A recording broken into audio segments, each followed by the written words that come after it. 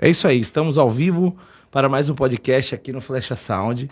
E hoje eu trouxe um convidado aqui muito especial, um amigo de muitos anos, que é o pastor Adiel Mascarenhas. E aí, pastor, tudo bem? Tudo bem? Aplausos, plateia! Muito bom estar aqui na Flecha Sound. Oh, que Nas bênção. dependências dos estúdios, né? Da Flecha Sound. É uma honra estar aqui. Muito obrigado pelo convite. E vamos lá, vamos Sim. bater um papo aí. Opa! Edificante. Sim. O senhor sabe que o nome do estúdio tem muito a ver com a questão da igreja, né? Porque a gente um dia estava falando sobre flash e tal, o sonho, uma visão que a pastora teve. Sim. E tal. De vez em quando vocês vão me ver olhando aqui, tá, gente? Que a pastora Paula, a mulher do pastor Adiel, tá aqui Isso. nos assistindo. Tá aqui Junto com a conosco. Laurinha. Estamos de plateia hoje também, junto com a Bel aqui, minha esposa, que tá ajudando também. E isso eu fiquei pensando muito nesse nome, né? E eu quero que o estúdio tenha essa intenção de alcançar muitas pessoas. E por isso eu deixei o episódio de número 3 para o pastor Adiel fazer, e ele vai entender o porquê, porque que não foi nem o 2, nem o 1, nem o 4, tinha que ser o 3. Porque eu aprendi com ele que 3 aponta para a continuidade. Sim, né? lógico. Nós somos corpo, alma e espírito. Jesus morreu e ressuscitou no terceiro dia. É Pai, Filho e Espírito Santo. Então a importância do 3 e como isso era influente. Eu quis deixar o terceiro episódio exatamente para você. E digo mais, para que você não fique muito surpreendido. Hoje faz 16 anos que eu conheci o pastor Adiel. Por isso 16? por isso que eu quis deixar exatamente para o dia 16. Uau. Eu fico muito emocionado, porque foi a primeira vez que eu vi ele pregando também na Corban, foi numa quinta-feira à noite. Uau. E já faz muito tempo isso. E, poxa vida, como passou, né? O tempo assim voa. Eu falei, poxa, tem tantos significados importantes para mim. Esse cara que tá aqui, é uma honra demais ter você aqui pra gente conversar de muitas coisas boas aí. Amém. Que honra. Bom, começando sobre o Flecha, né? Flecha fala de filhos, né? O Salmo vai dizer que o guerreiro tem flechas na sua aljava. E flechas são filhos. E flecha é um instrumento muito interessante e uma arma interessante, porque a flecha ela só serve para uma coisa, para acertar o alvo.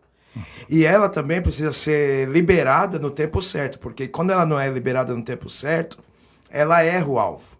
Então, filhos são feitos para ser liberados no tempo certo, na hora certa. Nossa. E para acertar o alvo. Porque uma vez que você desperdiça uma flecha, que ela não acerta o alvo, ela não cumpre o seu propósito. Então, flecha é muito interessante a gente ver como a palavra de Deus ela nos dá esses insights sobre família e tal, né? Então, que bom que vocês se inspiraram com isso, né? Com certeza. Legal que você falou. Hoje é o terceiro episódio. Hoje é o terceiro episódio. Uau, que legal. E aponta para a continuidade porque Jesus ressuscitou ao terceiro dia e ele continua ressurreto e será assim para todo sempre. Ele continua ressurreto em nós. Ele Isso. vive dentro de nós e a gente tem que dar um jeito, alguma maneira de distribuir esse amor que sobra pra gente, porque tá todos os dias aqui sendo abastecido. E a gente tem que levar e transmitir pras pessoas, né? Amém. Eu não sabia também que fazia 16 anos que nós nos conhecemos. Pois é, quinta-feira, dia 16 de agosto de 2007. Uau, você é bom de data. Eu não... Eu amo. Bom, quem me conhece sabe, né? Eu tenho mania de ficar decorando o calendário 3 anos pra trás, 3 anos pra frente. Mas as datas também que me marcaram, eu falo, poxa vida, eu conheci o pastor Adiel, nossa, daquele dia e a gente conversou, nós fomos comer depois esfirra vou falar o nome, não tá patrocinando, mas vou falar. Sim. Tinha uma pizzaria chamada Giovanas. Sim. E aí ele Tem me até ensinou, hoje. ele me ensinou a comer a esfirra de bacon com mussarela. E eu como ela até hoje. Eu também. Poxa vida. E muitas coisas boas aquele tempo de Corban e como eu pude aprender com vocês lá. E continuo aprendendo até hoje, né? Amém. E, pastor, eu só tenho uma coisa assim, eu mesmo sendo seu amigo, pelo menos me considero muito seu amigo. É de casa, pelo menos. Eu nunca soube, assim, quando que você recebeu assim, um chamado pro seu ministério, ou se você pode contar um pouco também da sua história, do seu testemunho. Sim. Fica à vontade, eu queria saber isso aí. Na verdade, o que acontece é que eu fui criado dentro do Evangelho, né? Fui por muitos anos da Assembleia de Deus. Inclusive, um beijo aí para os meus amigos, irmãos da Assembleia de Deus, do Vila Alpina. Opa. E nós fomos criados dentro desse contexto. Inclusive, fomos caseiros, né? A minha família era uma família de caseiros da igreja. Nós morávamos literalmente na igreja. Então, eu morei na igreja, né? E era muito interessante essa época, porque ainda tinha minha mãe viva, né? Ela vai para o Senhor em 1986, quando eu tinha 10 anos de idade, mas fazendo uma breve pesquisa, porque eu era muito criança ainda, mas depois de adulto eu quis saber como que o Evangelho chegou na família, e o Evangelho chegou através do meu pai. Então eu fui criado dentro desse contexto, sabe? Minha mãe cantava em coral, minha tia era regente de coral, meu tio era violonista. Então, muita música, muita palavra de Deus, ela fazia muitos jingles com a gente também. Hoje eu sei que era um jingle, né? Minha mãe era bem criativa nesse sentido. Então, acho que eu herdei um pouco disso dela. Do talento musical e para compor também, que tem umas letras muito bacanas, muito lindas. Obrigado. E aí o que acontece foi que o Evangelho chegou através do meu pai. E nós criados naquele contexto não tinha como dar outra coisa. Então, a Bíblia é bem clara quando fala assim: ensina o teu filho o caminho que ele deve andar e jamais ele se desviará dele.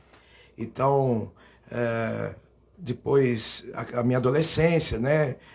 Sem minha mãe, e uma série de coisas veio acontecendo que acho que a gente pode desdobrar essa conversa aqui para um outro próximo, dia, com certeza. Mas eu lembro que eu recebi um chamado de Deus assim, muito forte.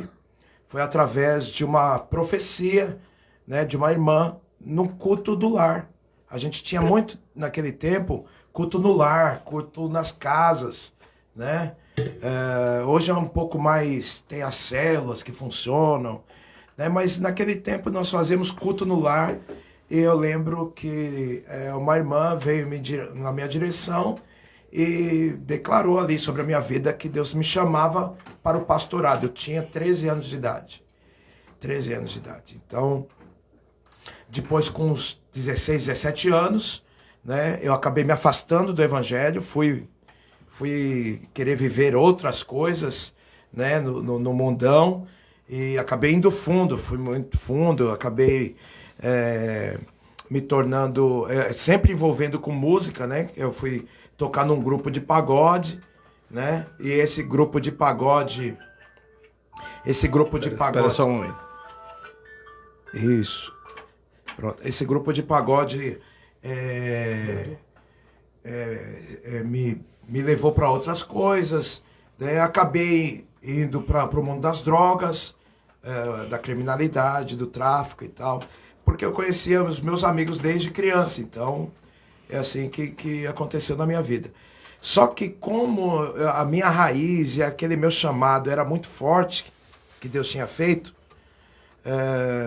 não tinha como dar outra coisa, não tinha como querer viver outra coisa. Eu lembro de muitas vezes de eu estar não mais frequentando a igreja, mas por muitas vezes eu passava em frente à igreja e eu ouvia os irmãos cantando, coral, né?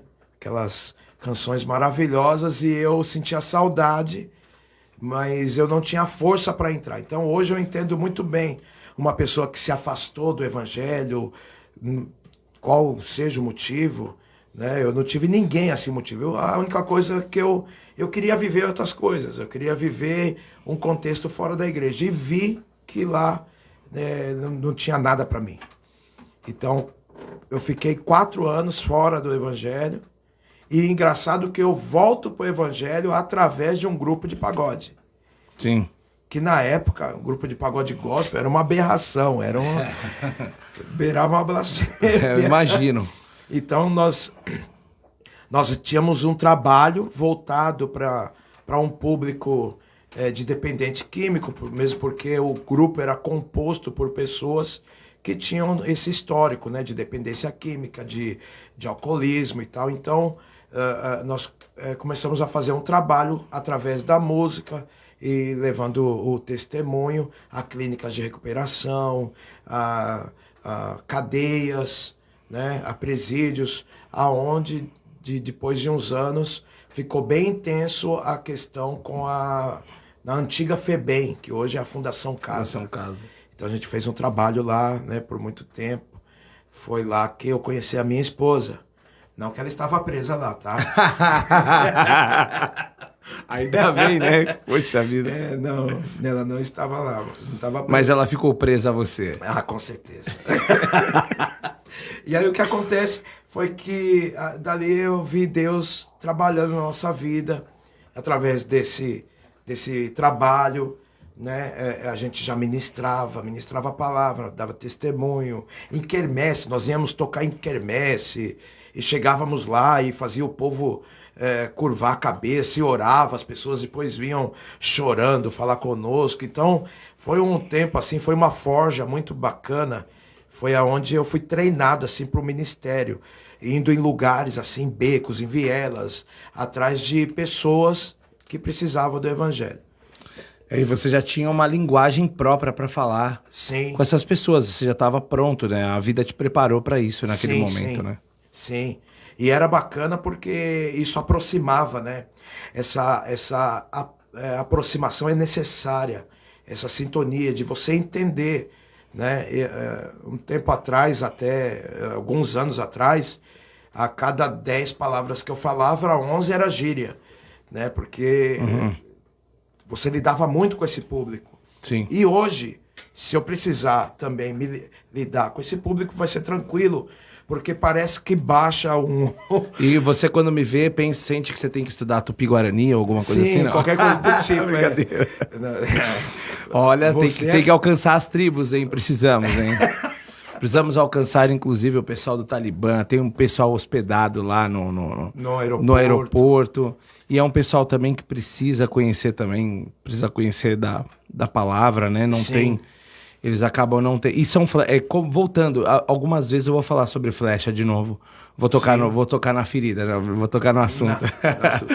Vou tocar no assunto, porque se eles foram expulsos, entre aspas, ali, porque o Talibã, né, assumiu ali o comando ali, e muitos fugiram porque são contra o movimento, às vezes são contra a religião, e eles são totalmente intolerantes. Sim. Mas eu vejo eles aqui, eles sendo adotados por nós e sendo transformados pelo evangelho. Sim. E o idioma deles que a gente não fala, eles poderem propagar através da internet, através de alguma coisa.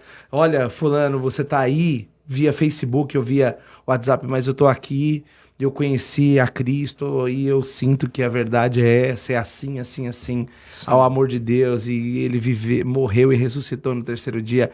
Então eles também vão virar flecha, em nome de Jesus. Amém. Eu creio. Os russos que estão vindo para cá, os ucranianos que estão vindo para cá, todo mundo, onde o evangelho é proibido de chegar, enquanto a gente ainda pode, então a gente tem que dar um jeito de permanecer a palavra, de incluir essas pessoas, né, no meio da palavra.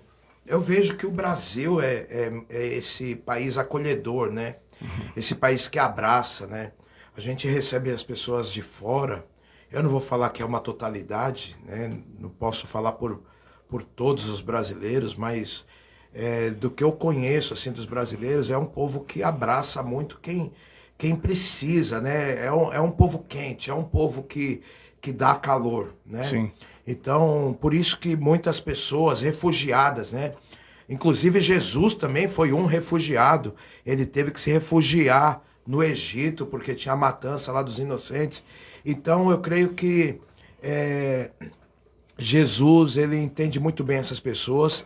E como nós seguimos a Jesus, eu creio que a gente também deve olhar para essas pessoas com um olhar de amor, com um olhar acolhedor, com estrutura. Embora o Brasil tenha problemas assim colossais, assim, que a gente, né, a gente sabe, de estrutura, de política, de de uma série de questões aí na sociedade, mas o Brasil é isso, né? O Brasil vem de braseiro, né? De fogo, de pau-brasil, Sim. né? Que antes era conhecido como Vera Cruz, né? Sim.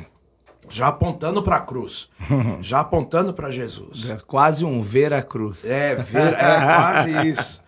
Então, eu gosto muito dessa conexão que o Brasil tem.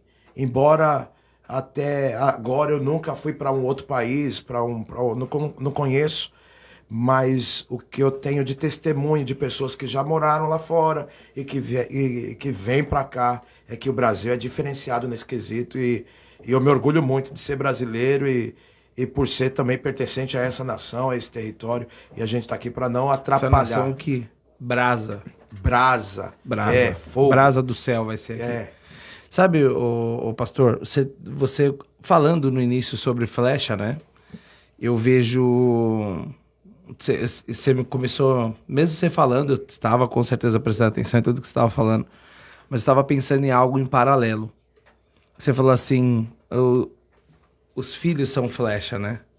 Sim. E você tem que soltar a flecha no tempo certo. Sim. E às vezes eu vejo por isso o porquê que o mundo tá assim. Porque pais que soltam os filhos antes é porque talvez eles também tenham sido soltos. Sim. Antes do tempo. E isso causa um desequilíbrio por ninguém acertar o alvo. Aí tem uma questão de frustração, tem uma questão da pessoa não conseguir alguma coisa, ela querer atrelar a culpa a alguém, dela se isolar porque ela não está preparada para isso e ela fica num canto ali, se fecha e tem gente que, poxa vida, chega até, sei lá, tirar a própria vida por causa de alguma coisa que não conseguiu, talvez por falta de estrutura familiar. Sim. Sabe? Isso é uma coisa, assim, que tem sido recorrente. Eu vejo o quanto as pessoas têm desanimado de muitas coisas. E muitas pessoas têm desanimado até, às vezes, da fé. Sim. Porque as pessoas atrelam aquilo que elas querem e quando elas não são respondidas, elas não entendem porque Deus talvez tenha algo muito melhor para ela. Sim. Talvez não, Deus tem algo muito melhor para ela. E às vezes a pessoa se frustra, ela se fecha. Isso eu não tô falando só na igreja. Sim, não. Tô falando daquele cara assim, que é rico, milionário e o filho chega assim a tirar a própria vida, sabe? Eu fico pensando nessas coisas. Às vezes a pessoa tem tudo que ela... todo bem material que ela poderia ter, mas ela tem dentro dela um negócio que é a ausência da ausência. É tanta ausência que ela não sabe nem qual é a ausência que ela tem. E esse vazio, na verdade, é como se o Espírito Santo... Na verdade, a gente já nasce com o Espírito Santo instalado, né? Todo mundo nasce, né? Porque todo mundo nasce puro. Sim. Todo mundo nasce imagem e semelhança. Só que a gente vai crescendo e a gente alimenta a alma e alimenta o físico através da comida. Da comida e da água. Só que os pais que não preparam os filhos no caminho que devem andar, no espírito, esses filhos eu acho que acabam fazendo todo o restante padecer e vem uma outra geração mais doente ainda, outra mais doente ainda. Sim. Essa é a geração com mais informação e com as piores pessoas. Não, assim, amo as pessoas piores, assim, como é que eu posso dizer para que eu não seja mal interpretado pelas pessoas que a gente... Não vamos dizer infelizmente, a gente tem que tomar cuidado com tudo que a gente fala para que as pessoas não pensem, não nos interpretem de uma maneira errada. Mas você vê uma criança de 12 anos, de 14 anos, não tem preparo para ter um filho. Não tem. E tem um monte de gente ainda que está tendo. Até fisicamente, né? Estruturalmente, o próprio corpo da menina não está ainda pronto para receber. Eu fui pai com 18 anos e hoje eu falo, caramba, eu não podia ter sido pai nessa época. Amo meu filho, nossa, meu filho mora comigo até hoje. Mas eu vejo assim, com 18 anos eu não tinha estrutura. Sim. Quem dirá... E aí depois cresce...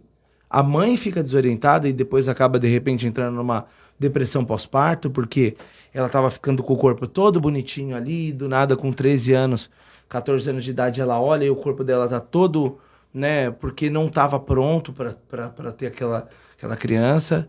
e às vezes ou ela pensa em Deus o livre tirar a criança, ou ela fica num desespero e depois acontece outras coisas piores e com ela ou com a criança.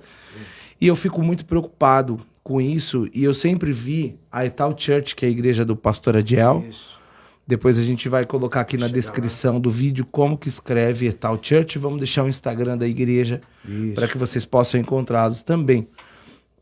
Eu vejo, sempre vi, todo o tempo que eu fui, né, um bom tempo, eu caminhei com a Etal quando a Etal abriu, nos primeiros meses da Etal. Sim. E a gente continua amigo, hoje eu ajudo em outro ministério, mas é meu amigo aqui do coração. E eu vou lá de vez em quando ainda, encher o saco dele lá no culto. É uma honra. E uma coisa bacana, Léo, para a gente pensar que essa geração é assim. É uma geração que está formando filhos para ser vencedores. Quem tem vencedores, tá? Mas tem uma como eu posso dizer? Tem uma influência, tem uma motivação, essa é a palavra certa. Tem uma motivação de fazer dessas pessoas vencedoras no mundo. Sim. De fazer dessas pessoas vencedoras no meio acadêmico, no meio social, no meio artístico, no meio cultural. Fazer dessas pessoas grandes, com seus nomes grandes, com notoriedade para este mundo. Só que a proposta do evangelho para um pai que entende, nós não queremos fazer apenas pessoas vencedoras no mundo, mas nós queremos fazer pessoas vencedoras do mundo. Muda toda de figura. Porque esse mundo, segundo a palavra de Deus, já está sob o domínio do maligno. Já morreu no maligno. Que esse mundo é o sistema. É o sistema que a pessoa é inserido naquilo e parece que é uma grande roda gigante que você tem que vencer. Eu tenho que conquistar, eu tenho que ir além e tal, e pai. Mas a pessoa se esquece que a vida não é além disso. Então, quando a pessoa se foca muito em vencer no mundo, aí a pessoa pode ficar milionária. A pessoa pode ter 1000 casas e não ter um lar. A pessoa pode ter uma casa e não ter uma causa. Gosto muito do pastor Luiz Hermínio, apóstolo Luiz Hermínio, que ele fala uma coisa que me marcou. Ele fala assim: o que nos une não é a casa, é a causa. Porque um monte de gente tem uma casa, mas não tem a mesma causa. Dentro da mesma casa, pode ter gente com diferentes causas. Então, a nossa proposta como servos de Deus e como cidadãos também, porque eu não desassocio a questão igreja e sociedade, eu não desassocio de forma nenhuma. A nossa proposta é fazer com que os nossos filhos, as flechas, vençam o mundo e não vença no mundo. Vencer no mundo vai ter uma boa faculdade, um bom estudo, vai ter uma boa referência aqui e ali, e a pessoa vai avançar, com certeza. Só que a vida não é só isso. Então, a nossa proposta é ir além. É ir além. Nós vemos de um contexto, eu pelo menos venho de um contexto de uma família muito humilde, de uma realidade muito dura, assim, né? De escassez mesmo, de precisar de ajuda, precisar de muitas pessoas. Hoje nós estamos aqui falando, e eu tenho certeza que assim foi na sua vida, muitas pessoas contribuíram para que a gente chegasse até aqui. Muitas pessoas. Muitas pessoas com seus exemplos, com seus conselhos, com suas atitudes. Então eu não cheguei aqui sozinho e nem vou adiante sozinho. Então, e nem sempre foram pessoas do meu contexto religioso. Muito pelo contrário, as pessoas que mais me marcaram foram pessoas que professavam uma outra religião. Apesar que eu não tenho religião, eu sigo ao meu mestre Jesus. É isso. Então, essas pessoas contribuíram para formar em mim esse homem, para formar um pai de família, para ter referência de como criar filho, porque é um desafio hoje. É um desafio hoje você conectar essa geração como a minha geração de um tempo atrás. A minha geração é uma geração que brincava na rua, era uma geração que fazia os seus próprios brinquedos, era uma geração que tinha conexão social, sabe? A gente ia brincar de futebol, a gente saía batendo um na porta da casa do outro e vamos lá.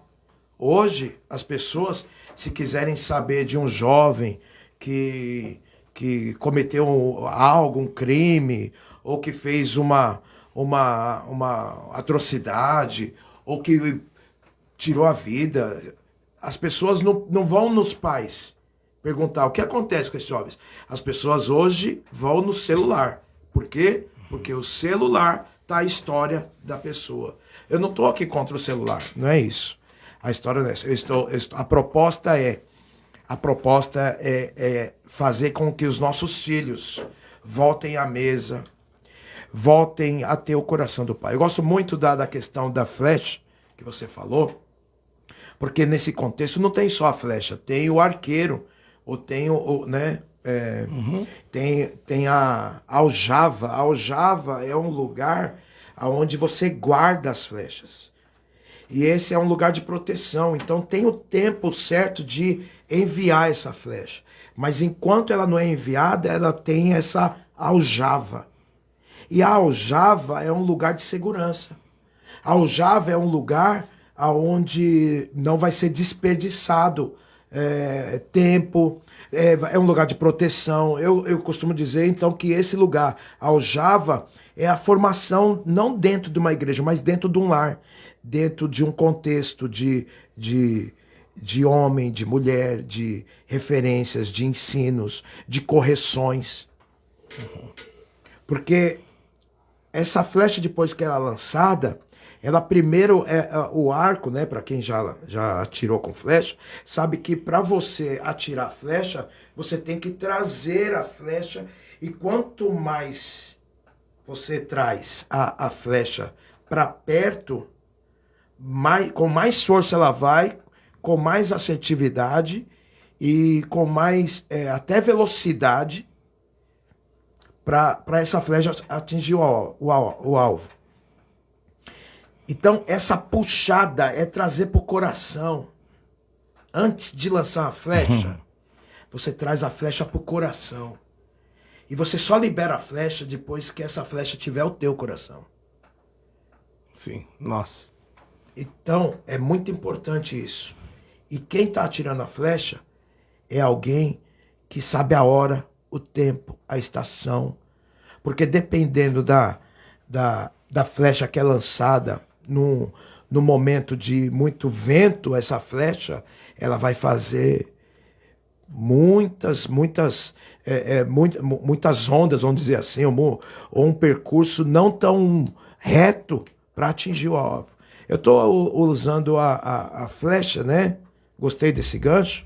E o arco. Eu tenho uma mente muito assim. Eu vou falando e vai parecendo que vai mostrando a cena para mim. Eu vou, como num filme, eu vou visualizando essa cena.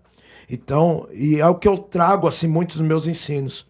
A questão de visualizar, a questão de ver aquilo que eu estou falando, né? Até numa mente mais cinematográfica, vamos dizer assim, então. E eu gosto de ver isso. E quem lança isso são os pais. Mas se esses pais também foram lançados em hora errada, de forma errada, eles vão ter que reaprender, então, fazer a coisa certa.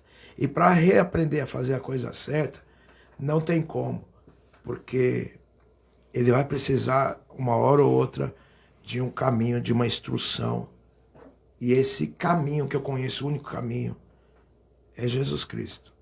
Não é uma religião, não é uma regra, não é um sistema.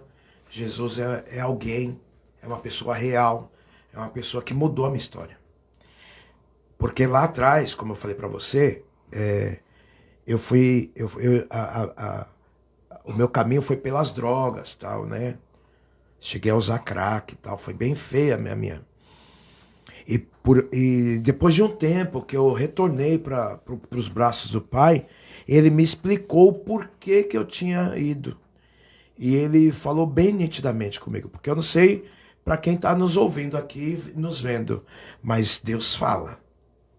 E ele falou comigo. E ele falou assim para mim: o seu problema nunca foi droga. Eu falei: é mesmo? Nunca foi. Ele falou: então qual que foi o meu problema? O seu problema foi que você tinha um vazio de uma paternidade, de um pai, e você inconscientemente quis castigar esta pessoa com a droga. Então você se castigava querendo ofender o outro. É aquela frase, né? Você toma o veneno e espera o outro morrer. Uhum. Então foi bem isso. Então, quando Jesus me explicou isso, porque quando Jesus fala com você, ele fala na fonte, ele não vai no sintoma, ele vai na fonte do problema. E a partir disso, eu nunca precisei ir para uma clínica de recuperação. Não que eu acho que não tenha que ter, porque tem pessoas que vão precisar de terapia. Eu não elimino essa parte de um tratamento para quem está nesse estágio. Mas o que me resgatou foi isso. Ele mostrar quem eu sou, mostrar as minhas motivações e fazer correção disso. E até hoje ele me corrige no meu caminho. Ele me corrige na minha missão que eu creio que eu tenho. Então, a partir disso, quando ele me resgatou, porque era muito nítido que eu iria morrer. Inclusive tem uma das minhas canções que fala que o meu caminho era caminho de morte, eu não tinha outra finalidade. Mas ele me tirou desse caminho de morte. Então, por conta dele ter me tirado disso, eu tenho só gratidão para ele. Então hoje eu sirvo a ele e servindo as pessoas em gratidão. Em gratidão por aquilo que ele fez por mim. Sim. Então, eu acho que tudo vai da motivação. A gente vive num mundo realmente onde as pessoas têm que buscar sua melhora? Tem, sim. Tem que buscar vencer, ter uma condição financeira, ter uma condição universitária, sim. Querer viajar, querer ter bens, isso é tudo louvável. Eu não isento nada disso. Mas mais do que isso, as pessoas têm que almejar algo mais. E algo mais é além dessa vida. É a vida eterna. A vida eterna é a coisa mais preciosa que a gente pode buscar, que a gente pode querer ter nessa vida. Pode buscar nessa vida. É ser vencedor do mundo. E não no mundo. Porque aqui no mundo você vai ter um aplauso, você vai ter um pódio, você vai ter uma medalha, e daqui a pouco aquela medalha vai se corromper, vai enferrujar, aquilo só vai ficar na foto, e o tempo passa. Mas e depois disso? Depois dessa vida, depois que como diz as escrituras, o cordão de prata se rompe, né? Depois disso. E é uma coisa, desculpa te interromper, e é uma coisa que eu vivia, porque eu sempre falava assim, nossa, o dia que eu estiver ganhando 12 mil reais por mês, tal, eu vou estar feliz, eu vou estar realizado. Poxa vida, e esse dia eu passei por essa fase, e eu vou falar pra você, foi a fase mais infeliz da minha vida. Porque eu achava que o meu problema era dinheiro, cara, e não era. Eu tava dentro da igreja. Eu falava, meu, então o que falta? Aí foi quando eu tive um negócio, assim, um particular com o Espírito Santo mesmo. Aí eu entendi que a minha felicidade, de verdade, era aquilo. Eu tive um tempo, né? Eu saí um tempo da igreja. Também, né? Me afastei também. E vivi coisas totalmente fora do propósito. Mas é aquela coisa, não que a pessoa que está assistindo a gente deva sair de maneira nenhuma. Não, muito pelo Mas contrário. eu sofri tanto.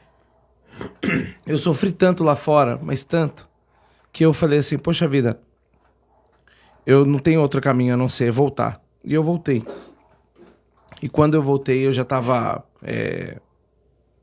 mais maduro, um pouco. Com certeza estava mais maduro. Mas eu pensei assim, poxa vida, eu não precisava ter passado por todas essas coisas. Não precisava.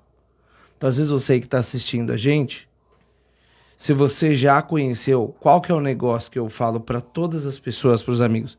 Se você já conheceu, não adianta. Porque quando você conhece que Deus já te apresentou um propósito, que você conheceu a verdade que está escrito ali, o que vai acontecer? Você pode sair, mas não sei como você vai voltar, mas de um momento ou outro você vai ter que voltar. Sim. Porque a Bíblia fala que ele tem uns ciúmes, né? Uns ciúmes numa espécie de zelo. Não de uns ciúmes como propriedade, mas é que ele sabe tanto o que ele quer de você, e para Deus a gente vai ser sempre menor de idade. Eu acho que a gente sempre vai ser menor de idade. É igual a parábola do filho pródigo. Aquele pai, eu tenho certeza que mesmo com muita dor no coração, ele deixou aquele filho ir, mas ele sabia, não vai ter jeito, um dia ele vai voltar. Sim. E às vezes você está ouvindo aqui, você tem uma mãe que ora por você, você tem um pai que ora por você, e eu vou falar uma coisa, se eles forem realmente pais que andam em justiça, essa oração uma hora vai ter que surtir o efeito, porque é uma promessa, a palavra diz, né, que a oração do justo pode muito em seus efeitos. Sim. Então, se a oração do seu pai e da sua mãe faz muito efeito por causa de uma hierarquia paterna e materna e espiritual também, por que você também não aproveita e não anda em justiça e tira os vazios da sua cabeça, as vozes externas e vozes internas que te afastam do caminho, que a sua oração também para você vai fazer tanto efeito. Sim. E você vai conseguir vencer os dois. Você vai conseguir vencer no mundo e vai conseguir vencer o mundo. É muito importante vencer no mundo também. Sim. Porque você precisa viver. E aquilo que você estava falando, a pessoa quer poder viajar bem, quer poder dar um futuro legal para os filhos, poder dar uma boa roupa, poder dar um passeio, poder dar um presente. Isso é muito gostoso de fazer. E você como pai se sente isso. Eu como pai me sinto assim. Sim. Imagina Deus, cara. A autorrealização, a pessoa se sente bem, né? Sim. De ter conquistado, né? Isso é notório, isso é benéfico para a alma, você conquistar, quando você olhar para trás e falar, puxa vida, eu tenho uma casa, eu conquistei bens materiais. Isso não é errado, de forma nenhuma. Imagina Deus vendo você conquistando as coisas aqui, né? Falando assim, poxa vida, que bom, conseguiu. Conseguiu.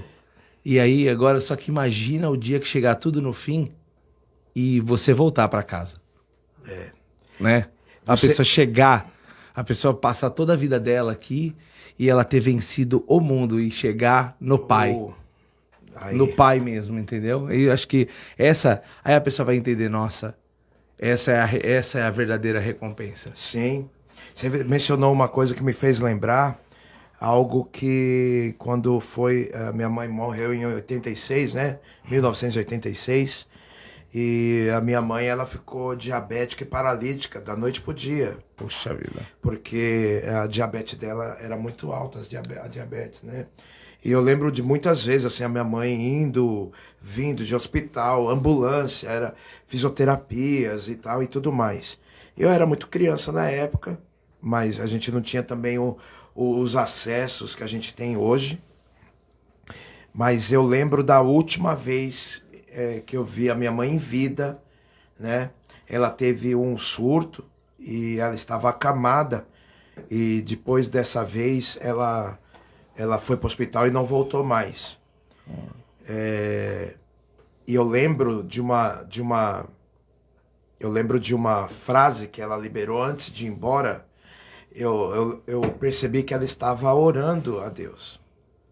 Porque nós somos em 6 irmãos, né?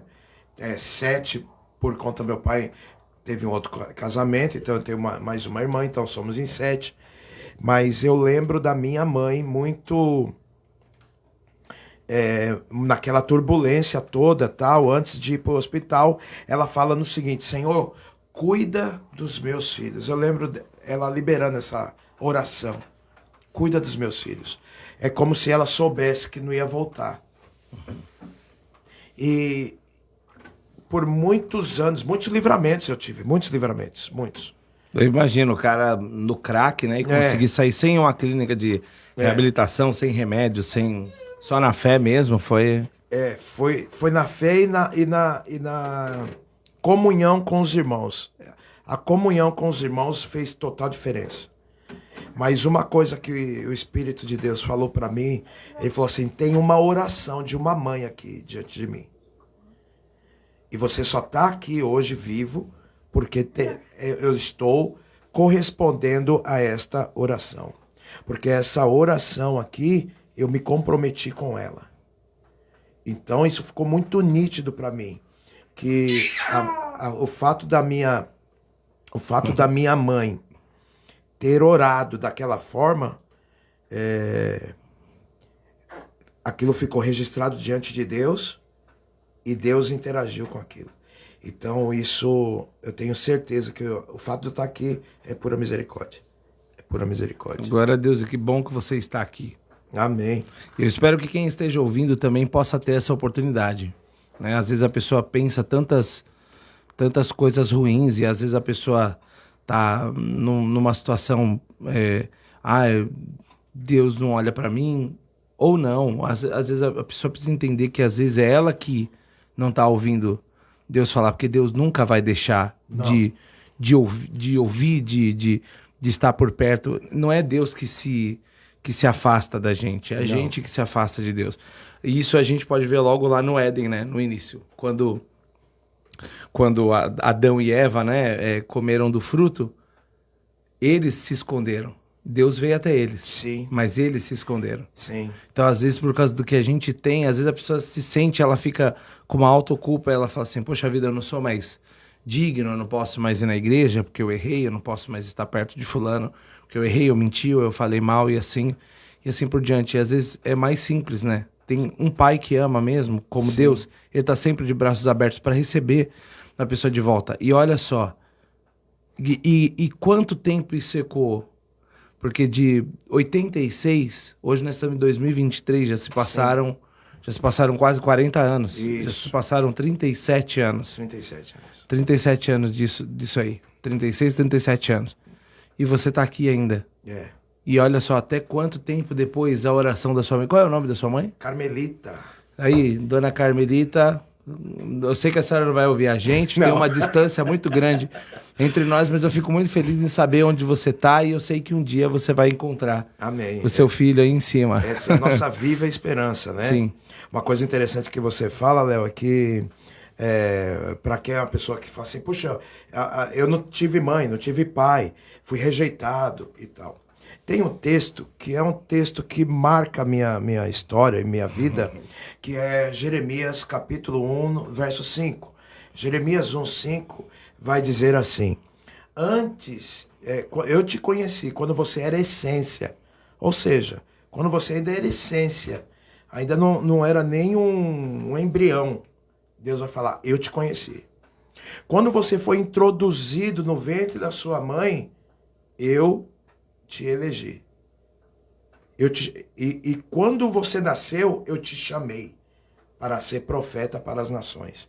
Então, se o amor de Deus chegou antes de eu nascer, de eu ser introduzido no ventre da mãe, então, quando eu nasço, não faz sentido nenhum a rejeição. Porque o que chegou primeiro na minha vida, a primeira informação que chegou quando eu era ainda... quando eu estava ainda na concepção, foi o amor de Deus. O amor de Deus chegou antes de qualquer rejeição, de qualquer homem, de qualquer mulher, de qualquer pai, de qualquer... Por isso que ele fala que, ainda que uma mãe que esteja amamentando e se esqueça do seu filho, eu jamais me esquecerei de você. Ou seja, então o que faz sentido é o amor de Deus chegou antes. E dado o momento da vida, na vida da pessoa, ela vai ter que se encontrar com esse amor de novo. Sim. ela vai... Eu não falo de religião. Eu falo de um dia de um dia certo, de um dia que pode ser um dia mais normal. Você acordou, achou que ia ser um dia normal, mas aquele dia vai acabar totalmente de transformação. Eu costumo dizer que o evangelho não melhora ninguém. O evangelho não melhora ninguém, nenhuma pessoa pode ser melhorada pelo evangelho. O evangelho, ele transforma essa pessoa. Sim. Porque melhorar, você dá uma garibada aqui e ali e tal, dá um remendo, né? Não, mas transformar... É quebrar e fazer de novo. A metanoia, né? Que a gente fala, né? Em Romanos. E você acabou me lembrando outro versículo também, e eu achei que você ia falar ele, que é aquele assim, eu não vou saber falar as palavras assim no modo certo, mas você vai conseguir lembrar, que ele cuida dos órfãos e das viúvas. Sim, e essa palavra me alcançou, essa palavra me alcançou de uma forma, na prática, na prática, eu fui alcançado com essa palavra na prática. E sabe que eu vejo assim, eu frequentei algumas outras religiões e tal, e falava que você ia ter uma segunda oportunidade, e não estou aqui para criticar nada. Mas eu parei uma vez e fiquei pensando assim, poxa vida, minha mãe vai morrer um dia, e isso vai ser muito dolorido para mim. Eu já perdi pessoas importantes, isso foi muito doloroso. Eu falei assim, poxa vida, eu tenho que vir, por exemplo, de novo para esse mundo e para passar por tudo isso de novo. E quando, na verdade, eu descobri que é algo mais simples, muito mais simples, que é o evangelho. Você vai para um lugar que... a pessoa não foi curada de câncer. Mas ela morreu em Cristo? Então tá bom, sem problemas, porque ela morreu aqui. Lá ela vai passar para a eternidade e a melhor coisa, ela nunca mais vai ter aquele câncer lá. Sim. A pessoa que morreu, sei lá, foi atropelada, ela nunca mais vai passar por essa situação lá. A não ser que um anjo com carro celestial, a gente não sabe, né? Mas assim, tô brincando aqui, mas é por isso. E o sacrifício de Jesus é tão maravilhoso que diz, ainda que você esteja morto, viverá. Né? Na eternidade você vai viver. E é algo assim tão simples. E como diz a música do Thales Roberto, né? É fácil demais viver em paz. A gente aqui complica tudo. É verdade. Poxa vida. E a gente acaba complicando porque a gente pensa tanta coisa. O mundo fica tentando escravizar a gente de tantas maneiras.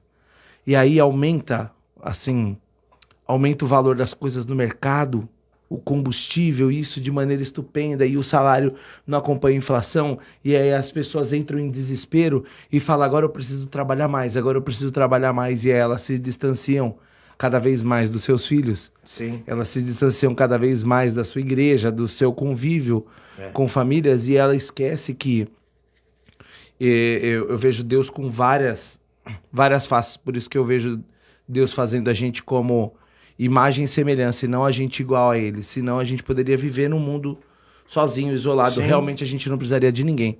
E você tem uma coisa de Deus que eu preciso, e talvez eu tenha alguma coisa de Deus que você precisa.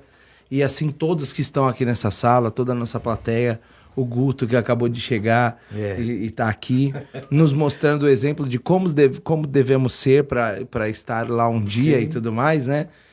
E como é importante se conectar. Por isso que a Bíblia fala duas coisas importantes. Como é bom que os irmãos vivam em união. Sim. E de muitas coisas que Deus odeia, uma delas é o que semeia a contenda entre os irmãos. Porque quando você semeia a contenda, quando há divisão, né? Sim. Você impede as pessoas de conectarem parte de Deus nelas, delas se encontrarem e dividir essa experiência, esse contato. E às vezes você tá assistindo a gente e você tá se isolando, você tá com alguma coisa que você de repente não tô gostando disso na minha igreja, eu não tô gostando daquilo. E às vezes esquece que você tá lá não para se unir com pessoas, mas para se unir com o propósito dessas pessoas. Sim. Que é pessoas que estão ali com a vontade de levar mais pessoas para o reino. E às vezes você pode estar querendo abandonar essa caminhada, e Deus tem tantas coisas importantes, tantas coisas grandes para realizar na sua vida, para que você possa cumprir na vida de outras pessoas também, ajudar com que outras pessoas realizem também. É verdade. E às vezes a pessoa tá ali, ou às vezes a pessoa é só aquela pessoa que só ora em casa. É. Ela só ora em casa, nada contra você orar em casa, mas a pessoa fica às vezes numa situação orando em casa, e aí ela fica como uma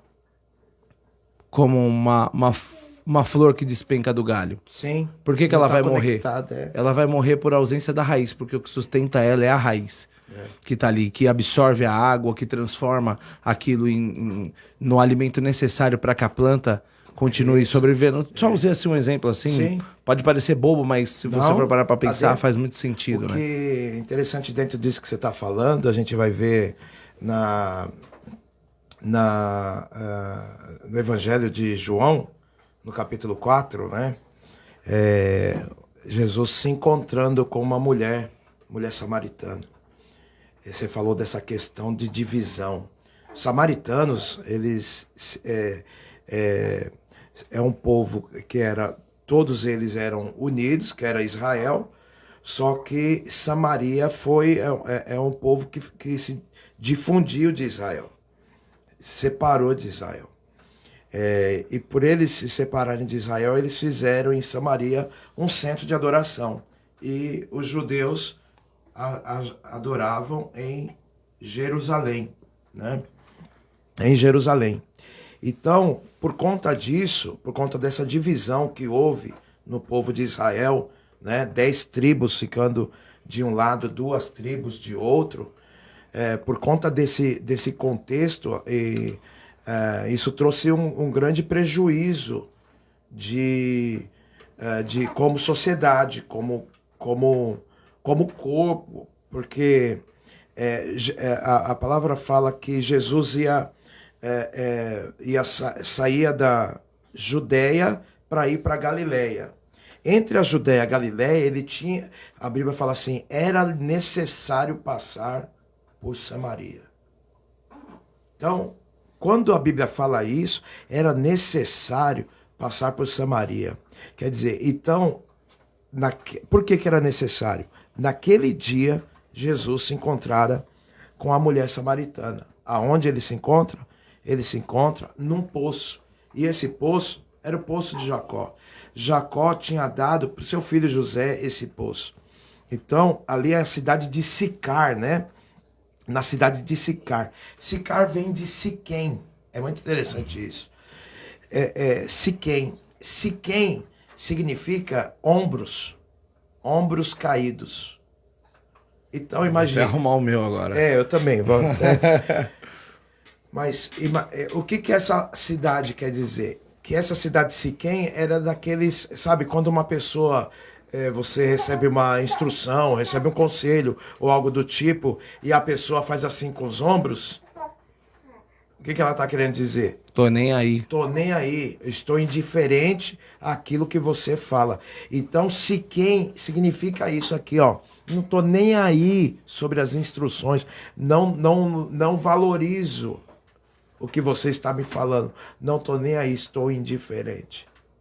E aí Jesus passa por esse lugar. Nesse lugar, perto do meio-dia, ele encontra essa mulher. Porque essa mulher ia buscar água. O horário das mulheres buscarem água, quando você vai ver a cultura, era logo cedo. Tipo 6 da manhã. 6 da manhã. Era uma tarefa das mulheres da cidade. E ali, Siquém, não era uma cidade que as pessoas costumavam parar ali. Porque Sicar ali era uma cidade onde corria muito risco de assalto, de violência. E Jesus, mesmo assim, passa por aquela cidade. Ele está com seus discípulos, bacana, e ele manda os seus discípulos ir comer e comprar comida.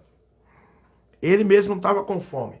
Mas ele já, na sua onisciência, já sabia que aquela mulher viria ao meio-dia. Então, eu olho para essa mulher e esse texto falou muito comigo na pandemia. Porque na pandemia, o que mais as pessoas pediam era para ficar isoladas. Se isole, se isole, se isole. Pois bem, aquela mulher se isolou. Por que ela se isolou? Porque ao invés de ela ir, como todas as mulheres, para o poço às 6 da manhã, ela ia meio-dia. Peraí, meio-dia, O sol estava quente demais, estava alto. Era o horário mais inapropriado para se buscar água. E Jesus sabia que ela estava lá. Jesus vindo da Judéia, indo para Galiléia, ele está cansado. Ele senta naquele poço, aquela mulher se aproxima e ele começa uma conversa de elevador. Uma conversa do nada. Me dá um copo d'água. Me dá um pouco d'água. E aquela mulher, ela apresenta algumas coisas que tem a ver conosco hoje. Ela tinha uma barreira cultural. E essa barreira cultural, ela fala assim: como sendo o senhor judeu, me pede água, eu sendo uma mulher samaritana? O contexto daquela época, Léo, era que os homens não conversavam com as mulheres em público. Principalmente um judeu com um samaritano. Eles não se davam, era um povo que se odiava. Era um povo que não se dava. E é interessante que Jesus manda os discípulos também ir buscar comida, justamente porque todos eles ali eram judeus. E se eles ficam para ver Jesus conversando com aquela mulher, talvez eles iriam atrapalhar o processo por causa da cultura. Por causa do antagonismo que eles tinham, sabe, de um com o outro. A cultura judaica, a cultura samaritana ia gritar ali e o evangelho não seria pregado para aquela mulher. Jesus pede água para ela, ela fala: é isso, eu sou samaritana, você é judeu, você não pode estar falando comigo. E Jesus fala para ela: se você soubesse quem está falando com você, você me pediria água. E eu te daria água da vida. Sim. O interessante, Léo, é que eu fico olhando para essa mulher, saindo da casa dela, perto do meio-dia, com o seu cântaro, com o seu jarro, para pegar a água do poço. Essa mulher está no dia normal dela. Ela saiu e ela achou que ia chegar no final do dia dela, e o dia dela ia ser normal. Mas Jesus estava ali. E quando Jesus está ali e começa aquela conversa com ela, ela mal sabe que ela não ia ter somente uma conversa esclarecedora sobre ela e sobre muitas questões, mas ela ia ter uma transformação. Jesus não orou por ela. A Bíblia não fala Jesus pôs a mão nela e orou. Jesus conversou com ela e mostrou para ela quem era ela. O interessante é que o texto vai dizer que aquela mulher, ao Jesus falar para ela: olha, se você soubesse quem está falando com você, você me pediria água e eu te daria água da vida. Ela demonstra ali uma sede que Jesus bem conhecia. E ela fala assim: aonde tem? Você não tem nem o vaso para pegar a água. Aonde você vai conseguir um vasilhame? Aonde você vai conseguir? Você não vai conseguir. E ela claramente deixa bem claro que ela está ali ainda navegando numa questão organizacional, numa questão do humano. Jesus fala assim: olha, se você beber dessa água, você vai voltar a ter sede. Mas se você beber da água que eu te der, você nunca mais terá sede. Ela falou assim: aonde tem essa água? Ele fala: vai chamar o seu marido, eu te dou essa água. Ela fala: eu não tenho marido. Quer dizer, aquela mulher, ela vivia desconectada da sociedade porque ela não queria interação com as outras mulheres. Aquela mulher, ela tinha uma vida sentimental conturbada, porque Jesus falou para ela: disseste bem, você não tem marido. Você teve 5 maridos e agora, com o sexto que você está, também não é teu marido. E ela: tu és profeta, você sabe da minha vida. E ali começa aquela conversa toda. O que eu quero dizer, até fazendo uma ponte aqui, para uma chamada, se você me permitir, para uma coisa que nós estamos muito atentos, que em setembro é um alerta que se dá, chamado Setembro Amarelo, sobre suicídio, sobre depressão, que pode levar as pessoas para o suicídio. Inclusive, nós vamos ter dia 9 do 9, né? 9 de setembro, nós vamos ter lá na nossa comunidade uma palestra. É um culto que a gente chama. A comunidade seria a igreja mesmo. Isso, tá. lá na Etal. Rua das Conchas 328. Isso. É Vila Alice ali, né? Vila Clarice. Vila Clarice. Isso, Santo André. Isso aí. Isso. E o que acontece é que a gente vai estar abordando sobre esse assunto. É um culto que se chama Solta o Verbo. E Jesus, só para concluir essa fala aqui na palavra, que eu acho que é de grande relevância, é que aquela mulher, ela estava presa culturalmente, ela estava presa nos seus sentimentos, na sua afetividade, ela estava presa por uma tradição, a tradição é uma prisão para qualquer um. Tem gente que é tradicional, não vem para Jesus por causa de tradição. Tradição é uma prisão. E ela tinha uma tradição. E ela fala, não, porque nós samaritanos adoramos aqui, mas vós judeus falam que deve se adorar em Jerusalém. Onde que é o certo? Aí Jesus fala, está chegando o tempo que nem aqui em Samaria, nem em Jerusalém, mas os verdadeiros adoradores adorarão o Pai em espírito e em verdade. Bom, para concluir a conversa aqui, aquela mulher, ela é afetada de uma tal maneira. Porque, Léo, se a gente traçar um perfil, aquela mulher, possivelmente, ela estava depressiva. Ela não tinha muitas coisas para viver pelo perfil dela. Você percebe que é o isolamento.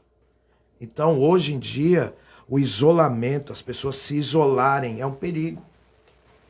A família não está atenta às pessoas que estão se isolando, é um perigo. Aquela mulher, ela tinha problemas sérios com a cultura, problemas sérios com as tradições. E Jesus vem quebrando todas aquelas cadeias dela.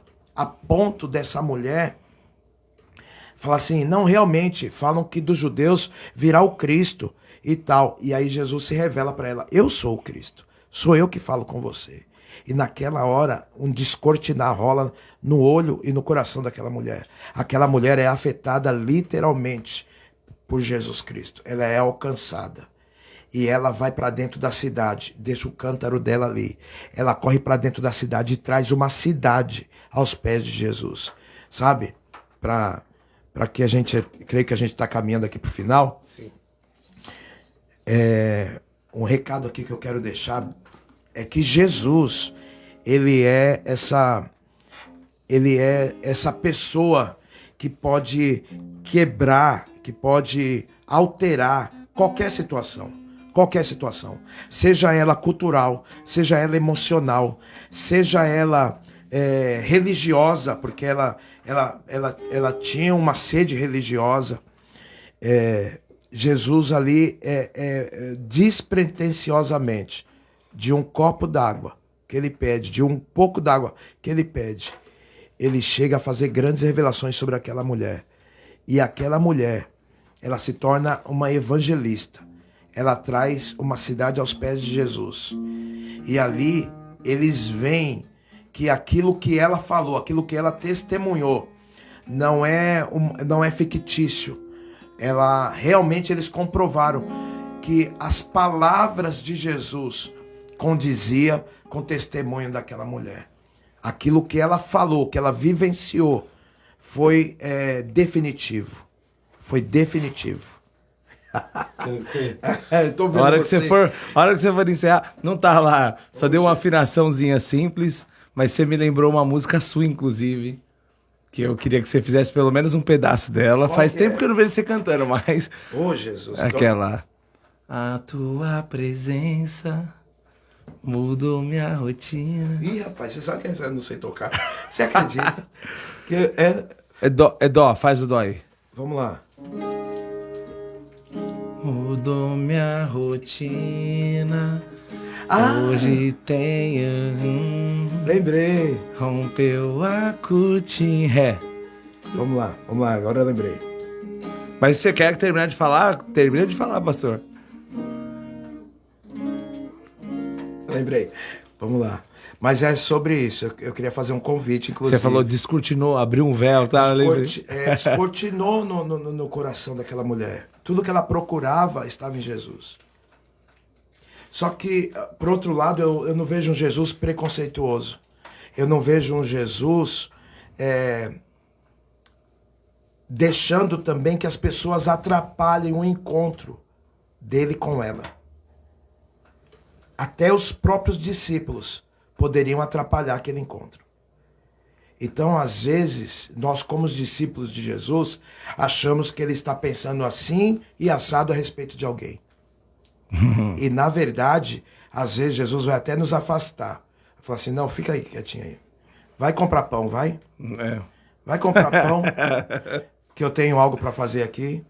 Você pode me atrapalhar. Você pode me atrapalhar. Fica na sua filha um pouquinho, segura. Segura, porque eu estou fazendo algo que a sua cultura, que o seu achismo, que eu separo as pessoas, que eu sou preconceituoso com as pessoas, não cabe agora aqui. Então Jesus prepara um ambiente. Sabe o cuidado do pai? Preparar um ambiente para aquela mulher. Aquela mulher, realmente, se ela visse um monte de gente ali com Jesus, ela talvez ia voltar mais tarde. Ela ia voltar. Eu vou voltar mais tarde, tem muita gente nesse poço aí. Sim. Mas ela só vê um homem e fala assim, tá bom. Ele não falando comigo, tá tudo certo, que eu não quero conversa. Sim. Só que, pelo contrário, Jesus puxa a conversa. De alguma forma, ela identifica ele como judeu, provavelmente pelas vestes. E Jesus fala para ela, olha, a verdade é que a salvação vem pelos judeus. A salvação vem ele está falando dele. Porque Jesus era judeu, era da tribo de Judá, por isso judeu.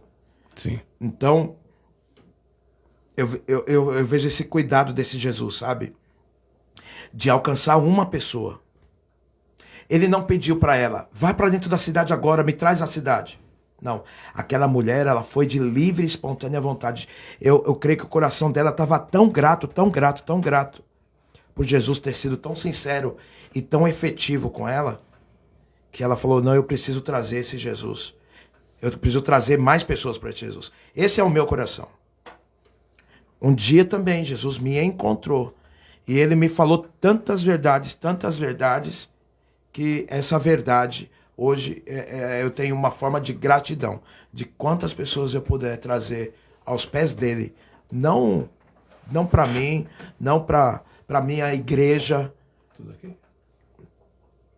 Não, ainda não. Não para mim, não para minha igreja, não, para o reino dele mesmo. Eu quero o máximo de pessoas servindo ao Senhor Jesus, entendendo que ele não é uma religião, ele é uma pessoa maravilhosa e que ele prepara o ambiente.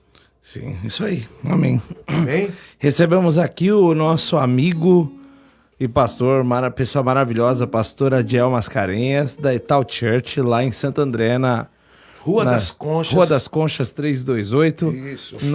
Na Vila Clarice, em Santo André, bem próximo à região ali do Sapopemba, também em São Paulo. Sim. Né? Então já fica aí a dica. Vamos deixar também aqui depois na descrição para vocês o Instagram. Sim. E o arroba do Instagram, das redes sociais no geral, para o pessoal poder te acompanhar lá e te seguir. Tá bom? E aí o pastor Adiel vai encerrar agora com esse louvor dele, essa canção muito bonita aí. Amém. Antes de encerrar, Léo, um beijo para meus filhos, Giovana, pastora Giovana, Esdras, é um profeta de Deus, e também a toda a igreja Etal Church. A gente é uma família mesmo. Eu amo essa família. Amém? Quero agradecer aqui o Léo também, Flecha, Estúdio, Abel, são amados, são amigos. Eu costumo ter uma frase, não importa o cardápio, importa quem está na mesa. Isso aí, amém? É verdade. Vamos lá?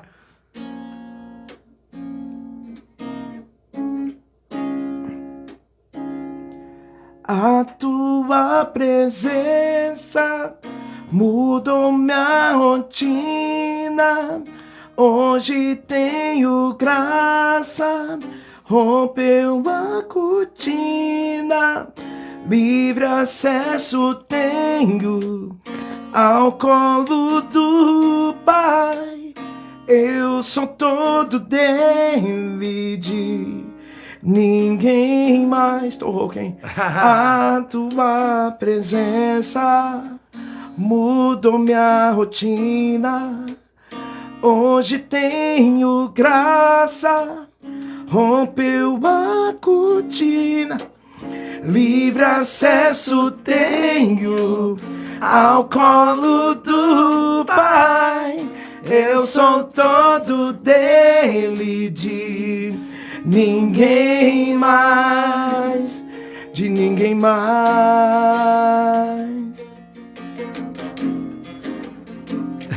de ninguém mais. Ele toca bem melhor que eu, hein, gente? A tua presença mudou minha rotina. Hoje tenho graça, rompeu a cortina.